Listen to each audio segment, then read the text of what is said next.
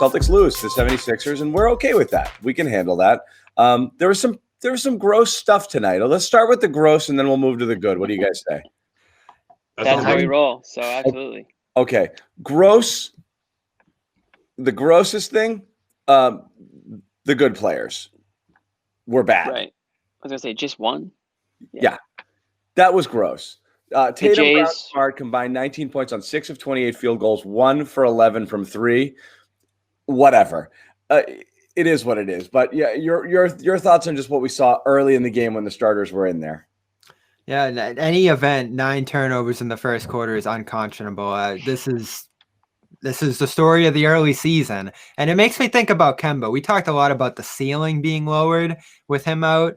The floor is definitely lowered too, because this is one of the lower turnover rate guys in the NBA. And that's one thing you count on him for beyond the explosive scoring, is being a guy who barely ever turns the ball over. Now you're relying on guys with higher rates. I still bring up that stat with Jeff Teague, and he wasn't the culprit tonight. It was more Tatum and Smart and the other guys that you mentioned. But he had a 13% turnover rate with Atlanta last year on the ball. So it's going to be rough. It's going to be atypical of a Brad Stevens team, how many turnovers this team's going to have early in the year without Kemba and reliable ball handlers. That's part of Tatum's growth too. 3 turnovers, 2 assists tonight. They don't have a reliable ball handler who isn't prone to turning the ball over at a high rate. Speaking of which, did Jaylen Brown forget how to dribble? Or I mean, again, it's early in the offseason, but he was rough. Every time I see that version of Jaylen, I have massive PTSD, just from the early years where you just, bad flashbacks. And I know, again, first preseason, we're not going to overreact. Just that stuff freaks me out. Yeah, I had that going too. Because you're counting on him to be a full-on creator facilitator this year. There is no, he's working on it sort of stuff. You just need him to be the guy. Right. Yeah, but John, I think the biggest difference between, rookie year, Jaylen Brown compared to what we saw tonight is that it wasn't more of he didn't have it or he was second guessing himself. He was forcing the issue. It was like he wanted to take on double teams and, drop 20 all in one half. And I just think it was just, he wasn't letting the game come to himself. Unlike the rookie, which we'll get to later, Peyton Pritchard, who I thought that let the game come to him. He let he saw what the defense was giving him, and he took his time. Whereas Jaylen Brown was forcing the issue every single time, and after every single turnover or every missed basket, it was like he got more frustrated throughout that first half. Yeah, we're sitting here talking about how wow, the season's starting up again. We're not even over last season. We're not even over the high from. I'll take it all year round. We're not even over the high from the bubble playoffs, but if we're thinking that, I kind of wonder what the Jays are feeling or what Marcus Smart's thinking, or feeling, after putting in the work that they did and all of a sudden they're back at it again. I mean, there's probably a bit of that, for the first preseason game. These guys aren't going to be going, 100 miles an hour out there. They're shaking off some of the vacation rust, and it's well-earned rest that these guys had from the bubble until now. I don't think any one of us can really expect them to have been going, full on in the off season here because it was such a short amount of time. So I'm expecting to see that rust. And it's preseason on top of it all. Preseason in a normal year, we always go into these games super pumped and hyped up, and then we're like, wow, this is preseason. It's kind of crappy. So yeah, I mean, I guess to be expected to see how some of these guys looked a little bit. Did Jaylen Brown forget how to dribble, or did he remember how not to dribble? Because that was kind of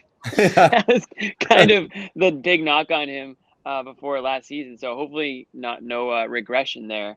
But I'm not worried about those guys. I mean, not at all. They're going to be fine. Yeah, we'll talk about it, but we're not worried about it.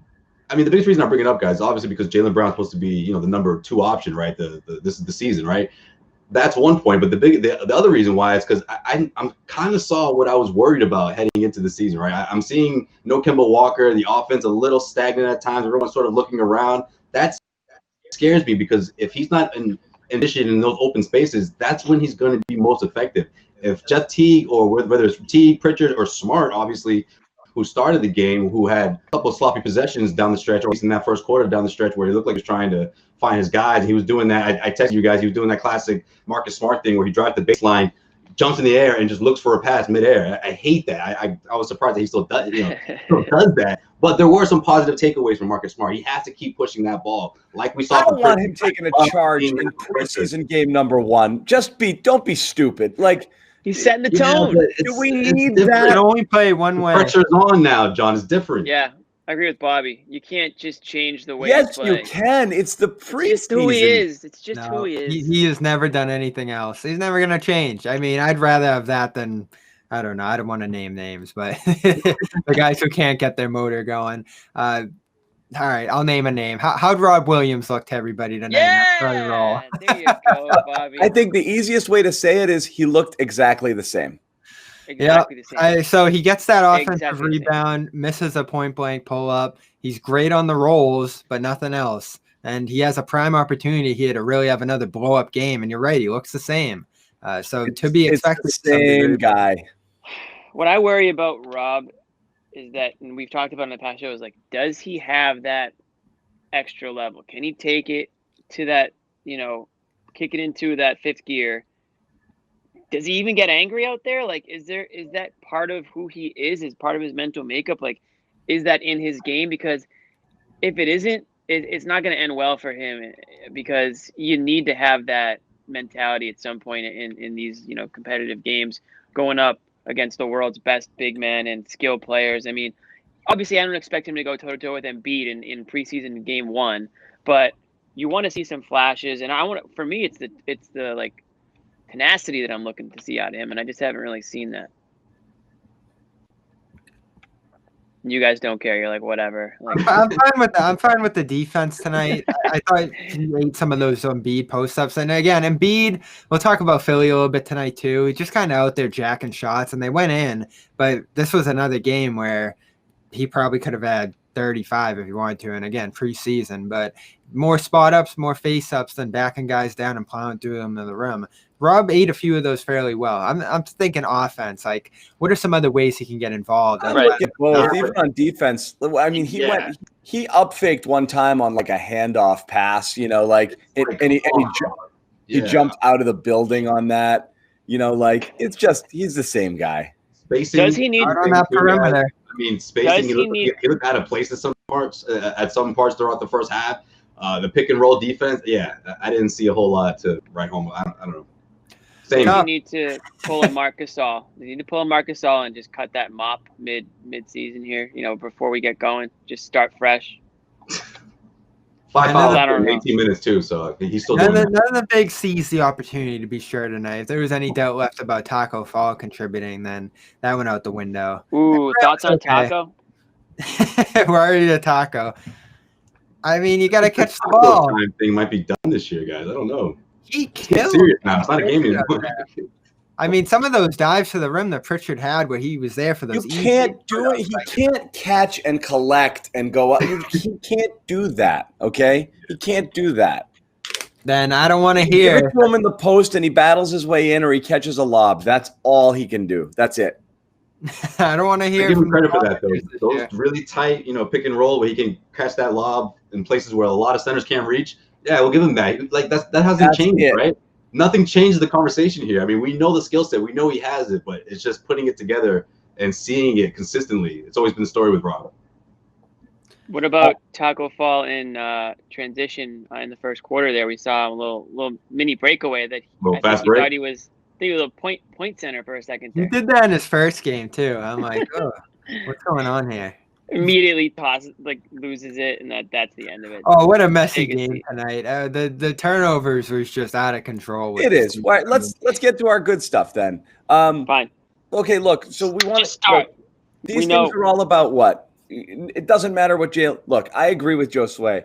The Jaylen Brown thing only if that's something that you see as a trend or going into the regular season, because that's everybody's concern. And again, Goodman talked about it on the Garden Report last week with Bob Ryan, whether he truly has it in his DNA to be a number 2, or he's really better suited for that kind of off-the-ball 3 transition guy. He'll get his 18-20, but he's not a guy that's going to be like, just give me the ball and get out of the way. The thing is, we've seen moments where he has been that guy, but tonight was one of those times where when it's not flowing and he's forcing it, he looks kind of like this. We've seen these games before. So you just need to have fewer of those and more of the ones where it's like, okay, he's a force.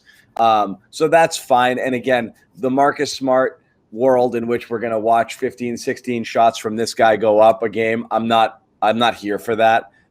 That's just, I don't want to see it. So Kemba, hurry back, okay? Jaylen works better as a 2B or a 3. Yeah, but Jaylen works better as a 2B to Walker's 2A or a 3, for sure. And then Smart gets his wherever he gets his. That's what you're looking for. We're going to stay that conversation for a month from now because Kemba Walker's not walking through that door anytime soon. And I think that's what they have to figure out. But that's the thing is, 12 games of the season,